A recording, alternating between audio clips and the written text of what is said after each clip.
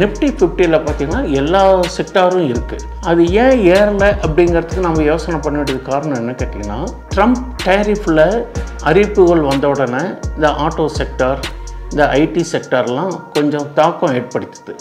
அந்த செக்டார்லாம் அதில் இருக்கிற போது அதை உயர்த்துறதுக்கான வாய்ப்புகள் குறைவாகிடுது. பேங்க் நிஃப்டி மட்டும் ஏன் ஏறித்து அப்படின்னு கேட்டிங்கனாக்கா, ட்ரம்ப்னுடைய டேரிஃப்னால் சில துறைகள் பாதிக்கும், எந்த துறைகளை கண்காணிக்கலாம்னு சொல்லியிருந்த போது மார்க்கெட்டு இப்போது இறங்காததுக்கு ஒரு காரணம், இந்த டிவிடெண்ட் பேசிஸாக சில அறிவிப்புகள் வரும் அவங்களுடைய லாபத்தின் அடிப்படையில். அதனால் மார்க்கெட்டு இறங்காததுக்கு இதுவும் ஒரு முக்கியமான காரணம். ரெண்டாவது, அந்நிய முதலீட்டாளர்களுடைய வருகை, அவங்களுடைய பங்களிப்பு மற்றும் நம்ம உள்நாட்டு முதலீட்டு நாட்டினுடைய பங்களிப்பு, இதெல்லாம் நமக்கு ஒரு சாதகமான சூழ்நிலையில் இருந்திருக்கு. இது இப்படியே தொடருமா அப்படின்னாக்கா, பொதுவாக இண்டெக்ஸ் சில நிஃப்டி 50 இருக்கட்டும், நிஃப்டி மிட் கேப் 100 இருக்கட்டும், இந்த ஃபெமிலியர் இண்டெக்ஸ் இதெல்லாம் எப்படின்னு கேட்டிங்கனாக்கா, அதில் அங்கம் வகிக்கக்கூடிய வெயிட்டேஜ் ஸ்டாக்ஸ் அதனுடைய இயக்கத்துக்கு தகுந்த மாதிரி தான் அது மேல் நோக்கி ஏறிக்கிட்டு இருக்குது. ஆனால் நாம் வாங்கி வச்சுருக்கிற பங்கு அதிக விலையில் வாங்கி இருந்தோம்னா அந்த அளவுக்கு இது ஏறி இருக்காங்கிறது.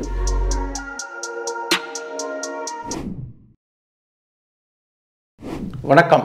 நியூஸ்கவே தமிழ் நேயர்களுக்கு கோவை விஸ்வநாதனுடைய அன்பான வணக்கங்கள். பொதுவாக பங்குச்சந்தையில் கடந்த சில நாட்களாக அந்நிய முதலீட்டாளர்களுடைய வருகை நமக்கு ஒரு பெரும் ஆதரவை கொடுத்து கீழே இருந்த பங்குச்சந்தையை சிறிதாக மேல் நோக்கி தற்பொழுது இயற்கைன்னு 26,232 சொல்கிற ரேஞ்சுக்கு கிட்ட போகலைனாலும் அதில் கிட்டத்தட்ட ஒரு 80% நமக்கு மேல் நோக்கி வந்திருக்கு. இப்போது இண்டெக்ஸ் மேலே ஏறுறதுனால நாம் ஏற்கனவே உச்சத்தில் வாங்கி வச்சிருக்கிற பங்குகள் அதற்கான பொட்டன்ஷியல் அவுட்புட் கொடுத்துருக்கா அப்படின்னு பார்த்தீங்கன்னாக்கா சற்று கேள்விக்குறி தான். இண்டெக்ஸ் ஏறிட்டுருக்கு, சில ஸ்டாக்குகள் மேலே உச்சத்தில் வாங்கியிருந்தது கீழே போனதில் திரும்ப ஒரு 40% 30% ஏறி இருக்குது. ஆனால் எல்லா ஸ்டாக்கும் ஏறி இருக்கா அப்படின்னா அந்தளவுக்கு நமக்கு ரிசல்ட்டு கிடைக்கல. பொதுவாக இண்டெக்ஸ் சில நிஃப்டி 50 இருக்கட்டும், நிஃப்டி மிட் கேப் 100 இருக்கட்டும், இந்த ஃபெமிலியர் இண்டெக்ஸ் இதெல்லாம் எப்படின்னு கேட்டிங்கனாக்கா, அதில் அங்கம் வகிக்கக்கூடிய வெயிட்டேஜ் ஸ்டாக்ஸ் அதனுடைய இயக்கத்துக்கு தகுந்த மாதிரி தான் அது மேல் நோக்கி ஏறிக்கிட்டு இருக்குது. ஆனால் நாம் வாங்கி வச்சுருக்கிற பங்கு அதிக விலையில் வாங்கி இருந்தோம்னா அந்தளவுக்கு இது ஏறி இருக்காங்கிறது ஏறவில்லை என்று தான் நிதர்சனமான உண்மை. இப்போது பொதுவாக மார்க்கெட்டு என்னன்னு கேட்டிங்கனாக்கா, ரொம்ப சிரமமான சூழ்நிலையில் இப்போ இருக்குது. 21,979 40ங்கிறது சமீப கால 2 முறை கீழ் நோக்கி வந்து உச்சத்திலிருந்து மறுபடியும் மேல் நோக்கி ஏறி இன்றைக்கி இப்போ பதிவார நேரத்தில் 24,435ங்கிற அளவில் வர்த்தகம் ஆகிக்கிட்டு இருக்குது. இந்த வர்த்தகம் இந்த 24,435 தொடர்ந்து மேலும் ஏறுமா அப்படிங்கிறது சற்று யோசனைக்கு உட்பட்டது. ஏன் அப்படின்னு நீங்கள் நம்ம கேட்டோம்னாக்கா, இப்போ சில பல்வேறு காரணங்கள் இருக்குது. இப்போ இருக்கக்கூடிய இந்த 24,435ங்கிற லெவலில் இருந்து இது மேலே ஏறுமா இல்லை கீழே வருமா அப்படிங்கிறது டெக்னிக்கல் பாயிண்ட் ஆஃப் வியூவில் பார்க்குற போதுங்க, இந்த உச்சம் 26,213.90 இருந்து இப்போ 24,435ங்கிறது கிட்டத்தட்ட 1,600-700 பாயிண்ட்டு வித்தியாசத்தில் இருக்குது. இதோட பயணம் செஞ்ச பேங்க் நிஃப்டி அந்த 52 வீக் ஹையை தாண்டி உச்சத்தை தாண்டி அதிக நிலையில் இப்போ ட்ரேடிங் ஆகிக்கிட்டு இருக்குது. ஆனால் நிஃப்டி இண்டெக்ஸு அந்தளவுக்கு வேகம் எடுக்கவில்லை. காரணம், நிஃப்டி 50 இண்டெக்ஸில் பங்களிக்கக்கூடிய அதிக வெயிட்டேஜ் ஸ்டாக்கினுடைய வர்த்தகம், அதனுடைய லாபம், அதனுடைய வெளிப்பாடுன்னு தான் இதை நம்ம காரணம்னு சொல்ல முடியும். இதற்கு காரணம் என்ன அப்படின்னு கேட்டிங்கனாக்கா, பேங்க் செக்டாரில் பார்த்திங்கன்னா 12 ஸ்டாக்கு பேங்க் நிஃப்டியில் இருக்குது. அது financial and banking aspect. Nifty 50ல் பார்த்திங்கன்னா எல்லா செக்டாரும் இருக்குது. அது ஏன் ஏறலை அப்படிங்கிறதுக்கு நம்ம யோசனை பண்ண வேண்டியது காரணம் என்ன கேட்டிங்கன்னா, ட்ரம்ப் டேரிஃபில் அறிவிப்புகள் வந்த உடனே இந்த ஆட்டோ செக்டார், இந்த ஐடி செக்டார்லாம் கொஞ்சம் தாக்கம் ஏற்படுத்துது. அந்த செக்டர்லாம் அதில் இருக்கிற போது அதை உயர்த்துறதுக்கான வாய்ப்புகள் குறைவாகிடுது. பேங்க் நிஃப்டி மட்டும் ஏன் ஏறித்து அப்படின்னு கேட்டிங்கனாக்கா, இந்த ட்ரம்ப் டேரிஃப் இஷ்யூவில் நான் ஏற்கனவே கடந்த 2-3 பதிவுகளுக்கு முன்னாடி நான் சொல்லியிருந்தேன், ட்ரம்ப்னுடைய டேரிஃப்னால் சில துறைகள் பாதிக்கும், எந்த துறைகளை கண்காணிக்கலாம்னு சொல்லியிருந்த போது பேங்கிங் அண்டு ஃபைனான்ஸும் சொல்லியிருந்தேன். ஏன்னா அதுக்கும் எந்த விதமான பாதிப்புகளுக்கு வாய்ப்புகள் இல்லை. இது நம்ம உள்நாட்டு மைக்ரோ எக்கனாமிக் பேசிஸில் பேங்க் நிஃப்டி இயங்கிட்டு இருக்கு. அதனால் பேங்க் நிஃப்டி கணிசமாக ஏறி இந்த 52க்கு ஹையர் தாண்டி மேலே போகிறதுக்கான வாய்ப்புகள் இருந்தது. இதுதான் இப்போ இருக்கக்கூடிய சந்தை. இன்றைய நிலவரத்தில் 2-3 விஷயங்களை நம்ம பார்க்க வேண்டியதாக இருக்குது. இன்றைக்கே இண்டெக்ஸு பெருசாக மூவ்மெண்ட் இல்லை, எதையோ எதிர்பார்த்து காலையிலேருந்து ஸ்லோவாக தான் இருக்குது, ரெட்டில் தான் ட்ரேடிங் ஆகிட்டுருக்கு. ஏன் அப்படிங்கிறப்பது இன்றைக்கி FOMC, that is federal minutes, இன்றைக்கி நாளைக்கு யூஎஸ் மிஸ்டர் பவல் சார்னுடைய கமெண்ட்ஸுக்காக சந்தை எதிர்நோக்கி இருக்கிறனால தான் இப்போ இந்த tau Jones features, Nasdaq features, S&P எல்லாமே ரெட்டில் ட்ரேடிங் ஆகிட்டுருக்கு. ஆனால் ஆன் தி பேசிஸ் இன்றைக்கி யூஎஸ் மார்க்கெட்டும் ரெட்டில் தான் ஓவராலாக ட்ரேடிங் ஆகிட்டுருக்கு. ஆனால் ஏஷியன் மார்க்கெட்ஸ் பார்த்தீங்கன்னாக்கா இப்போ இந்த பதிவு பண்ணுற நேரம் வரலையும் பாசிட்டிவாக இருக்குது. அதனால் சம் அன்சர்டனிட்டிஸ், ஒரு உறுதியான நிலைப்பாடு இல்லாதனால நம்ம இந்திய பங்குச்சந்தை நிஃப்டி சென்செக்ஸு அப்படியே மெயின்டைன் பண்ணி சுதாரிச்சுக்கிட்டு இருக்குது. இது நாளைக்கு நாளானிக்கு இதனுடைய ஏற்றமாக இறக்கமாங்கிறது ஒரு கிளாரிட்டி தெரியும். அதனால் இப்போதைக்கு இருக்கிற லெவலில் பார்த்தீங்கன்னாக்கா ஸ்ட்ராங் சப்போர்ட் 23,200. இது எப்போ மேலே ஏறும் அப்படின்னு கேட்டிங்கன்னா, இன்றைய ஹை பிரேக் ஆகி 24,450 பிரேக் அவுட் ஆச்சுனால் இது 24,800 25,000க்கான வாய்ப்புகள் இருக்குங்கிறது டெக்னிக்கல் பாயிண்ட் ஆஃப் வியூ. இப்போ நம்ம கவனிக்க வேண்டியது ஃபெடரல் மீட்டிங், ரெண்டாவது இந்தோ பாகிஸ்தான் வார் க்ளவுட்ஸு, அதனுடைய இயக்கங்கள், அதுக்கு தகுந்த மாதிரி தான் இது இருக்கும். பங்குச்சந்தையில் முதலீடாக இருந்தாலும் சரி, வர்த்தகமாக இருந்தாலும் சரி, ஃபண்டமெண்டல் அனாலிசிஸும் முக்கியம், டெக்னிக்கல் அனாலிசிஸும் முக்கியம். உங்களுக்கு ஃபண்டமெண்டல் அனாலிசிஸ்லாம் என்னென்ன காரணிகள் பார்க்கணுன்னா நம்ம பல்வேறுபட்ட நிகழ்வுகளெல்லாம் சொல்லியிருக்கோம். டெக்னிக்கல்லையும் என்னென்ன மாதிரி பார்க்கணும், சார்ட்டு, பேட்டர்ன்ஸு, வேவ்ஸு, இண்டிகேட்டர்ஸு இதெல்லாம் சொல்லியிருக்கோம். இப்போது இன்றைய சூழ்நிலையில் என்ன பார்த்தீங்கன்னாக்கா, இந்த 31/3/2025 முடியக்கூடிய 4வது காலாண்டுகளினுடைய முடிவுகள், பெரும் நிறுவனங்களுடைய முடிவுகள், அது டிவிடெண்ட் அறிவிப்பு, போனஸ், இந்த மாதிரி சில நிகழ்வுகள், அவங்க போர்டு மீட்டிங்கில் என்னென்ன முடிவு எடுத்துக்கணும், அதுக்கெலாம் ஓரளவுக்கு நமக்கு வெளியில் வந்தாச்சு, அவுட்புட் கிடச்சிருது. கிட்டத்தட்ட ஒரு 40% பிரபலமான நிறுவனங்களுடைய முடிவுகள் வந்துடுது. மார்க்கெட்டு இப்போது இறங்காததுக்கு ஒரு காரணம், இந்த டிவிடெண்ட் பேசிஸாக சில அறிவிப்புகள் வரும் அவங்களுடைய லாபத்தின் அடிப்படையில். அதனால் மார்க்கெட்டு இறங்காததுக்கு இதுவும் ஒரு முக்கியமான காரணம். ரெண்டாவது, அந்நிய முதலீட்டாளர்களுடைய வருகை, அவங்களுடைய பங்களிப்பு மற்றும் நம்ம உள்நாட்டு முதலீட்டு நாட்டினுடைய பங்களிப்பு, இதெல்லாம் நமக்கு ஒரு சாதகமான சூழ்நிலையில் இருந்திருக்கு.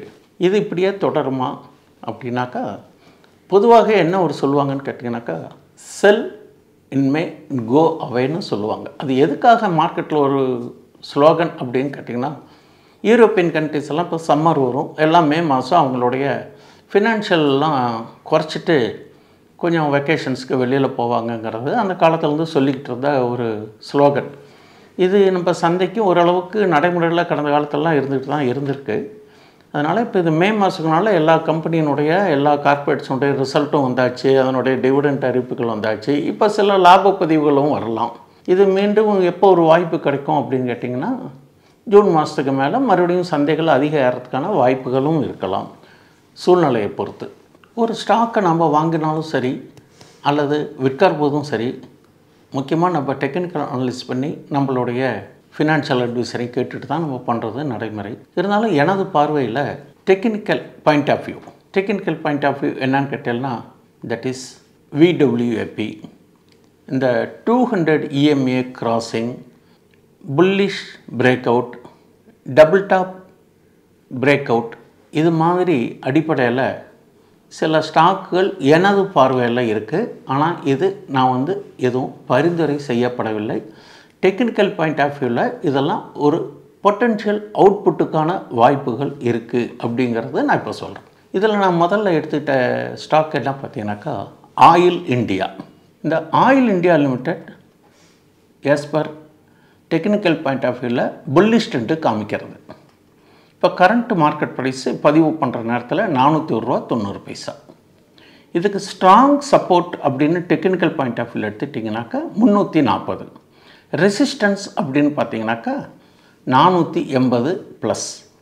இது ஒரு ஆயில் செக்டார், குட் டிவிடெண்ட் கொடுக்கக்கூடிய ஒரு நிறுவனம். இந்த அனாலிசிஸ் ரேட்டிங் அப்படின்னு சொல்லுவாங்க பார்த்தீங்களா, இதில் 5 leading analysis rating agencies long time பாசிட்டிவாக இருக்குங்கன்னு அவங்களுடைய கமெண்ட்ஸு கொடுத்துருக்காங்க. இந்த ஆயில் இண்டியா ஒரு அரசு துறை நிறுவனம். இதில் ப்ரொமோட்டர்ஸினுடைய பங்களிப்பு 56.66. ரொம்ப ஜென்ரலாக ஒரு 30-35க்கு மேலே ப்ரொமோட்டர்ஸ் பங்களிப்பு இருக்கிறது ஒரு ஹெல்த்தி ஸ்டாக்குன்னு நம்மளுடைய பார்வை. இதில் அந்நிய முதலீட்டாளருடைய முதலீடு 8.51%. உள்நாட்டு முதலீட்டாளர் டிஐஐஸ்ன்னு சொல்லுவோம் பார்த்தீங்களா, அது 9.15%. இன்சூரன்ஸ் கம்பெனிகள் அது 8.17%. இதில் மொமெண்டம் ஆசிலேட்டர்ஸ் அப்படின்னு ஒரு நம்மளுடைய ட்ரேடிங் பிளாட்ஃபார்ம்லேயே போய் பார்த்தீங்கன்னாக்கா, மொமெண்டம் ஆசிலேட்டர்ஸ்னால் இந்த ஆர்எஸ்ஐ, சாபிஸ்டிகேட், இந்த மாதிரி சில இஎம்ஏ, சிம்பிள் மூவிங் ஆவரேஜ் இதெல்லாம் கால்குலேட் பண்ணி மொமெண்டம் ஆசிலேட்டர்ஸ்னு ஒன்று இருக்கும். அது புல்லிஷ் கொடுக்குமா, பேரிஷ் கொடுக்குமா, அதுக்கு என்ன அப்படிங்கிறது டீட்டெயிலில் நம்மளுடைய ட்ரேடிங் பிளாட்ஃபார்ம் நீங்கள் வச்சுருக்கிறதுலே இருக்கும். அதுபடி பார்த்தீங்கன்னாக்கா இது 6 out of 9 புல்லிஷ் ஜோனில் இருக்குங்கிறது ஒரு பதிவு. எல்லாத்தோட மிக முக்கியமான விஷயம் என்ன கேட்டிங்கன்னா, இது டிவிடெண்ட் ஈல்டட் கம்பெனி. கடந்த காலத்தில் அதிகபட்சம் 3.09% கொடுத்துருக்காங்க. அப்போது இந்த ஸ்டாக்குடைய மதிப்பில் பார்த்திங்கன்னா தோராயமாக 11.50 கொடுத்துருக்கு. அதனால் இந்த ஸ்டாக்கு தொலைநோக்கு பார்வையில் சிறிய கால முதலீடாக இருந்தாலும் சரி, ஸ்விங் ட்ரேடிங்காக இருந்தாலும் சரி, என்னுடைய பார்வையில் இது டெக்னிக்கலாக இது கொஞ்சம் பாசிட்டிவ் அவுட்புட்டுக்கான வாய்ப்புகள் இருக்குங்கிறது என்னுடைய கருத்து. எனது பார்வையில் நான் பரிசீலிக்கக்கூடிய அடுத்த பங்கு NAM இந்தியா, நிப்பான் அசட் மேனேஜ்மெண்ட் கம்பெனி. இப்போ அது எந்த அடிப்படையில் என்னுடைய பார்வையில் இது புல்லிஷாக இருக்கிறதுக்கான வாய்ப்புகள் அப்படிங்கிறத கீழே கண்ட விவரங்களை நான் சொல்ல ஆசைப்பட்றேன். இந்த ஸ்டாக்கு நிப்பான் லைஃப் இந்தியா அசட் மேனேஜ்மெண்ட்டுறது இப்போ புல்லிஷ் ஃப்ளாக் பிரேக் அவுட் ஆகிருக்கு. இப்போ கரண்ட் மார்க்கெட்டில் இது 637.60 வர்த்தகம் ஆகிட்டு இருக்கு. இதுக்கு ஸ்ட்ராங் சப்போர்ட் பார்த்தீங்கன்னாக்கா 620. டென்டேட்டிவாக இதுக்கு ரெசிஸ்டன்ஸ்ன்னு as per waves and Fibonacci இதெல்லாம் கணக்கெடுத்து பார்க்குற போது 680+. ஓகே, டெக்னிக்கலாக இது நியூட்ரலாக இருந்தால் கூட புல்லிஷ் ஜோனுக்கான வாய்ப்புகள் அதிகமாக இருக்குது. இந்த செக்டார் ரிட்டர்ன் கடந்த ஓராண்டில் 13.66% நமக்கு அவுட்புட் கிடச்சிருக்கு. Stock return 9.1%. அனாலிசிஸ் ரேட்டிங் அப்படின்னு சொல்கிறது பார்த்திங்கன்னா 8, பிஇ 32.26. பொதுவாகவே ஒரு பிஇ வந்து 35 அரௌண்டுக்கு கீழே இருக்கிறதுங்கிறது ஒரு ஆரோக்கியம். இந்த பிஇ ரேஷியோவில் பார்க்குற போதும் இது வந்து ஓரளவுக்கு பரிசீலனை செய்யக்கூடிய ஒரு பங்காக நான் கருதுகிறேன்.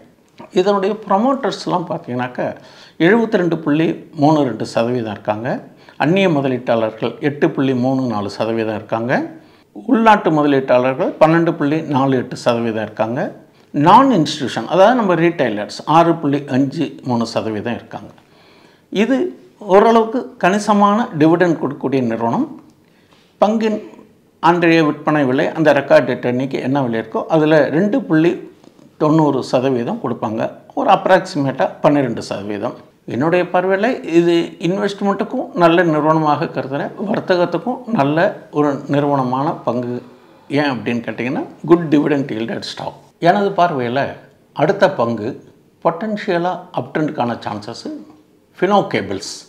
இந்த ஃபினோ கேபிள்ஸை நான் ஏன் பரிசீலனை செய்கிறேன் அப்படின்னு கேட்டிங்கன்னா இது வால்யூம் ஸ்பர்ட் அப்படிம்பாங்க. எல்லாமே இதெல்லாம் டெக்னிக்கல் வேர்டு, டெக்னிக்கல் அவுட் மூமெண்ட்டுக்கு தகுந்த மாதிரி வால்யூம் ஸ்பர்ட்.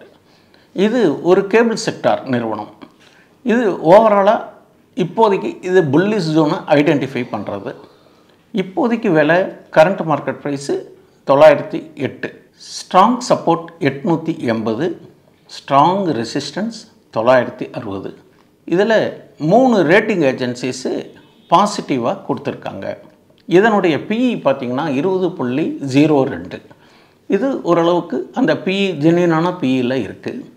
டிவிடெண்ட்டு இதில் பெருசாக கொடுக்கலனாலும் ஓரளவுக்கு கணிசமாக கொடுக்குறாங்க. டிவிடெண்ட்டு 0.88%, ஒரு அப்ராக்சிமேட்டாக 9 ரூபா பர் ஸ்டாக்குக்கு கொடுத்துருக்காங்க. இதனுடைய ப்ரமோட்டர்ஸ் 35.86, அந்நிய முதலீட்டாளர்கள் 10.57%, உள்நாட்டு முதலீட்டாளர்கள் 14.8%, நான் இன்ஸ்டிடியூஷன் 37.50%. எனது பார்வையில் அடுத்த ஒரு ஸ்டாக் என்னன்னு கேட்டிங்கன்னா ஐஜிஎல் ஸ்டாக். இந்த ஐஜிஎல் ஸ்டாக்கு ஓரளவுக்கு பொட்டென்ஷியல் அவுட்புட்டு கிடைக்கிறதுக்கான வாய்ப்புகள் இருக்குங்கிறது என்னுடைய ஒரு கணிப்பு. இப்போ இந்த ஐஜிஎல் ஸ்டாக்கு 206 ரூபா 34 பைசாவில் இப்போ வர்த்தகம் ஆகிட்டுருக்கு. ஏன் நான் இதை அனலைஸ் பண்ணியிருக்கேன் அப்படின்னு கேட்டிங்கன்னா, ரைஸ் இன் வால்யூம் ரைஸ் ஆகிட்டே இருக்குது டே பை டேயாக. ஸோ இது புல்லிஷ் பயாஸ். ஆசிலேட்டர்ஸ் பார்த்திங்கன்னா 9க்கு 8 ஆசிலேட்டர்ஸ் பாசிட்டிவாக இருக்குது. ஸ்டாக் கொஞ்சம் ஸ்லோ மூமெண்ட்டு தான் இருந்தாலும் பொட்டென்ஷியல் அவுட்புட்டுக்கான வாய்ப்புகள் இதில் பிரகாசமாக தெரிகிறது. ஸ்ட்ராங் சப்போர்ட்டுன்னு பார்த்தீங்கன்னாக்கா 193 ரூபா 60 பைசா, ஸ்ட்ராங் ரெசிஸ்டன்ஸ் 218 ப்ளஸ். இதனுடைய இப்போதைய பி ரேஷியோன்னு பார்த்தீங்கன்னாக்கா 16.81. ஸோ நம்மளுடைய ஜென்யூன் பிஇயில் தான் இருக்குது. இது நல்ல டிவிடெண்ட் ஸ்டாக் 2.54% கொடுக்குறாங்க. ஸ்டாக் ப்ரைஸை கம்பேர் பண்ணி பார்க்கும்போது அப்ராக்சிமேட்டாக ஒரு 5 ரூபா பர் ஸ்டாக்குக்கு கொடுத்துருக்காங்க. இதில் ப்ரமோட்டர்ஸு 45%, அந்நிய முதலீட்டாளர்கள் 14.67%, உள்நாட்டு முதலீட்டாளர்கள் 31.11%. இதுதான் ஓரளவுக்கு பாசிட்டிவான கண்ணோட்டத்தில் இருக்கக்கூடிய சில ஸ்டாக்குகள் சொல்லியிருக்கு. இந்த ஸ்டாக்குகளை நீங்கள் பரிசீலனை செய்ய முன்னால் உங்களுடைய ஃபினான்ஷியல் அட்வைசரையும் கலந்துக்கிட்டு நீங்களும் டெக்னிக்கலாக அனலைஸ் பண்ணி அதுக்கு தகுந்த மாதிரி வர்த்தகம் மேற்கொள்ள என்னுடைய மேற்கண்ட பங்குகளினுடைய நிலவரம் தொழில்நுட்ப அடிப்படையில் தெரிவிக்கப்பட்டுள்ளதே தவிர இதை வாங்கி விற்கவோ அல்லது முதலீடு செய்யவோ நான் பரிந்துரை செய்யப்படவில்லை. மேற்கண்ட பங்குகளினுடைய பகுப்பாய்வு செய்து தங்களுடைய சொந்த முயற்சியில் அல்லது தங்களுடைய நிதி ஆலோசகரை கேட்டு மேற்கொண்டு முடிவு மேற்கொள்ள கேட்டுக்கொள்கிறேன். மேலும் கூடுதல் தகவல் அடுத்த நிகழ்ச்சியில் மீண்டும் சந்திப்போம் என்பதை தெரிவித்துக் கொள்கிறேன். நன்றி, வணக்கம். இந்த வீடியோ உங்களுக்கு பிடிச்சிருந்தா லைக் பண்ணுங்க, ஷேர் பண்ணுங்க, கமெண்ட் பண்ணுங்க. மறக்காம பெல் பட்டனை கிளிக் பண்ணிட்டு சப்ஸ்கிரைப் பண்ணிடுங்க.